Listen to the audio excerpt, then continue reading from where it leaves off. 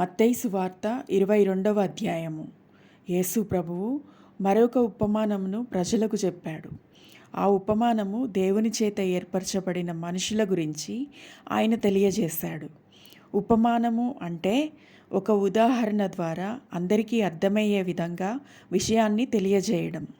ఈ భూమి అంతటా అన్ని స్థలాలలో మనుషులు ఉన్నారు. వారిని సృష్టించింది సర్వశక్తుడైన దేవుడే. తమ తమ స్వంత మార్గాలను ఏర్పాటు చేసుకొని ఇతరులకు తమకు తాము కూడా హాని చేసుకునే ప్రజలందరినీ రక్షించడం కోసము యేసు ప్రభు యొక్క మరణము పునరుద్ధానం ద్వారా దేవుడు మనుషులకు నియమించిన రక్షణను కాలదన్నే ప్రజలకు దేవాది దేవుడు ఏమి నిర్ణయించాడో యేసు ప్రభువు ఉపమాన రీతిగా ఈ విధంగా తెలియజేశాడు. పరలోక రాజ్యము అంటే ఎక్కడైతే దేవుడు నివసిస్తాడో, మరణం తర్వాత ఆయనను తమ జీవితంలో అనుసరించిన ప్రజలు ఎక్కడైతే శాశ్వతంగా నివసించబోతున్నారో ఆ పరలోక రాజ్యము ఒక రాజును పోలి ఉన్నది.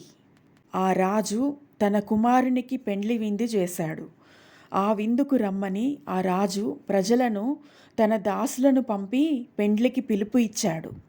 ఆయన తన దాసుల ద్వారా ప్రజలందరికీ ఈ విధంగా వర్తమానాన్ని పంపించాడు. ఇదిగో నా విందు సిద్ధపరిచి ఉన్నాను, అంతా సిద్ధంగా ఉంది. పెండ్లి విందుకు రమ్మని వారితో చెప్పమని తనను సేవించే దాసుల ద్వారా ఆయన ప్రజలను పిలువనంపించాడు. అయితే వారు ఆ ప్రజలు తన దాసులను లక్ష్యం చేయక వర్తమానికులను పట్టుకొని వారిని అవమానపరిచి చంపిరి.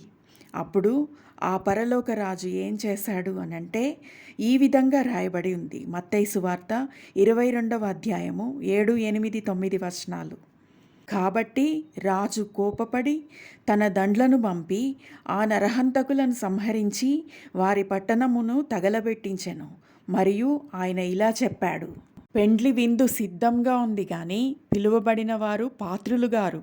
కనుక మీరు పోయి మీకు కనబడిన వారందరినీ పెండ్లి విందుకు పిలువడని తన దాసులతో చెప్పెను.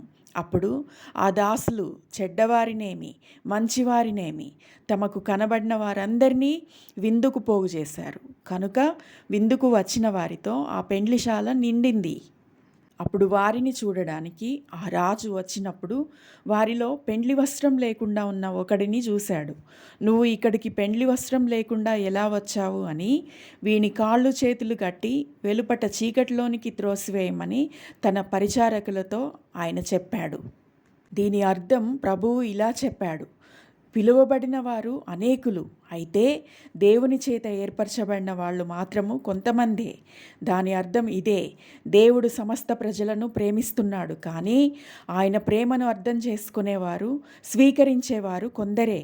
దేవుని మార్గాన్ని సమస్త ప్రజలకు తెలియపరిచాడు కానీ అందు ప్రవేశించువారు కొందరే. దేవాది దేవుడు దీర్ఘశాంతంతో తన దాసుల ద్వారా రక్షణ సువార్తను ప్రజలకు వెల్లడి చేస్తున్నాడు కానీ రక్షణను స్వీకరించేవారు కొందరే.